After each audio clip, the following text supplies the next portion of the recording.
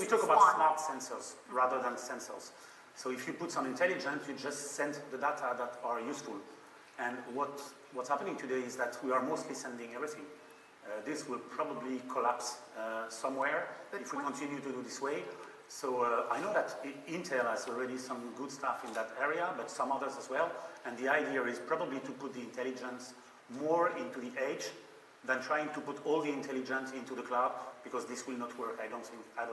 When you look at something like aircraft, that's an important. I mean, the amount of data an aircraft generates, all the different systems and everything. You have to have something intelligent enough to determine what data is coming off that aircraft, especially if it's over the air, because it just swamp everything and you wouldn't get any value from it. That's what we do in our aviation business, where there's a ton of terabytes of data in a single flight, and we process all that. And again, the key is building algorithms that we actually have algorithms that run at the edge and at the cloud, the same algorithm, but it's aware of where it's running.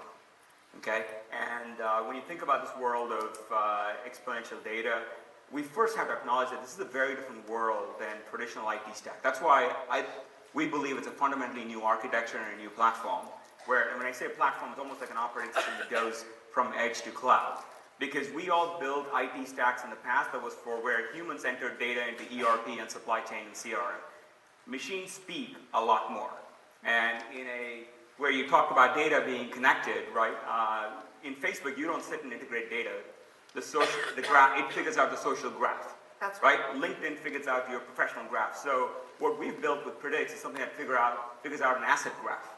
Once it figures out an asset graph, we have data that is automatically aggregated, collected for various settings. Now we can start building algorithms. And when you think about machine learning, it's not just saying we've got machine learning, not just saying that we got learning algorithms. We've got algorithms that are trained on over 100 million hours of operating data. 100 million hours of operating data, and they continue to still get better.